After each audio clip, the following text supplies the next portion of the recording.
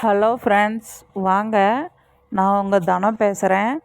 இன்றைக்கி நான் ஆன்லைனில் வாங்கினேன் இல்லைங்களா 5 செடி, அதை நடுறதை பற்றி பார்ப்போம். நான் எப்படி நடுறேங்கிறத பாருங்கள். நான் எப்பயும் இப்படி தான் நடுவேன். ஃபஸ்ட்டு தேங்காய் நார் வந்து எல்லாத்துக்கிட்டேயுமே இருக்கும். நம்ம தேங்காய் வாங்கையில் கிடைக்கும் பார்த்திங்களா, அந்த இதை பிச்சு நான் நிறையா கொஞ்சம் சேர்த்து வச்சுக்குவேன். ஏன்னா செடி நடுறதுக்கு யூஸ் ஆகும்னு சொல்லிட்டு கொஞ்சம் கால்வாசி தேங்காய் நார் போடுவேன். அதுவும் அப்படியே போட மாட்டேன், பிச்சு போடுவேன். பிச்சுட்டு போட்டோம்னு வச்சுக்கோங்களேன், அந்த வேர் வந்து நல்லா இறங்கும். அப்புறம் ஒரு கைப்பிடி வந்து வெங்காய சருகு போடுவேன். வெங்காய சருகு அது ஈஸியாக மக்கிரும், அதனால் அது கொஞ்சம் போடுறது. அப்புறம் கொஞ்சம் வந்து 1.5 கப்பு மண் போடுவேன். இது இந்த 2 பாட் வந்து ஃபஸ்ட்டு எடுத்தது. இந்த 2 பாட்டு எடுத்துட்டு இதை எடுத்து வீடியோ எடிட் பண்ணி போடலான்னு பார்த்தா அந்த வீடியோ ஆஃப் ஆகிடுச்சு. அப்புறம் கொஞ்சம் வெர்மி கம்போஸ்ட் போட்டு அதில் பார்த்திங்கன்னா ஒரு செடி வேறு முளைச்சிருந்துச்சு. அது என்ன செடின்னு தெரியல. பாருங்கள், இது ரெண்டாவதாக பிடிச்ச வீடியோ. 1.5 கப்பு மண் போட்டு அதே மாதிரி 1.5 கை வெர்மி கம்போஸ்ட்டு போடுவேன். என்னோடய செடிகளுக்கு மண் கலவைன்னு நான் எதுவும் இதனால் வரைக்கும் ரெடி பண்ணது கிடையாது தனியாக. இதுக்கப்புறம் தான் ஆஃப் ஆணுச்சு செடி. இப்படியே எடிட்டில் மேட்ச் பண்ணிக்கலாம்னு சொல்லிட்டு எடுத்திருக்கேன். இப்போ நம்ம கவர் கட் பண்ணி நம்ம தொட்டியில் செடி வைக்கல கொஞ்சம் லைட்டாக அழுத்தம் கொடுத்து வச்சோம்னா கொஞ்சம் க்ரிப்பாக நின்றுக்கும்.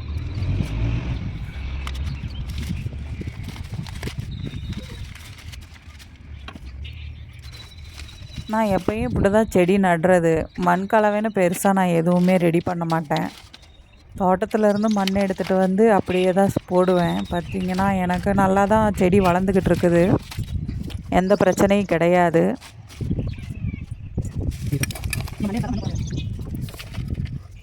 மண் நம்ம தொட்டியில் மண் போடுறது பார்த்திங்கன்னா, மண் ஃபில் பண்ணிவிட்டு நம்ம ஆள்காட்டி விரல் ஃபஸ்ட்டு விரல் இருக்குது பார்த்திங்களா, ஃபஸ்ட்டு கோடு, அந்த கோடு வரைக்கும் போட்டால் போதும். நம்ம மேலேருந்து வச்சோம்னா அந்த கோடு வரைக்கும் இருந்ததுன்னா போதும். மண் தண்ணி ஊற்ற ஊற்ற இறங்கிடும் மண். அப்போ நம்ம இன்னும் கொஞ்சம் மண் போட்டுக்கலாம், ஒன்றும் பிரச்சனை கிடையாது.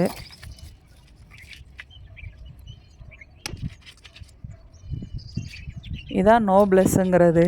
எவ்வளோ அழகாக இருக்குது பாருங்கள் கலரு. இது கிரிக்கிரி ரோஸு, ஆனால் சரியான கல்லுங்க. மண் ஃபுல்லாக கல் தான். மண்ணில் கல்லா கல்லில் மண்ணான்னு தெரியல ஒன்றும், அவ்வளோ கல். இதுவும் கல் சின்ன சின்ன கல்லெல்லாம் இல்லைங்க, பெரிய பெரிய கல்லாக இருக்குது.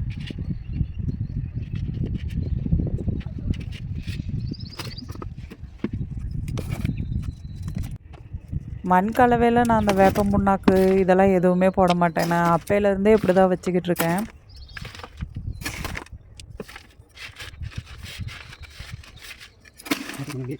பார்த்திங்கன்னா நான் வந்து வெங்காயம் கழுவுன தண்ணி இதுதான் அதிகமாக வெங்காயம் தோல் ஊற வச்ச தண்ணி, அரிசி கழுவுன தண்ணி இதுதான் கொடுக்கறது.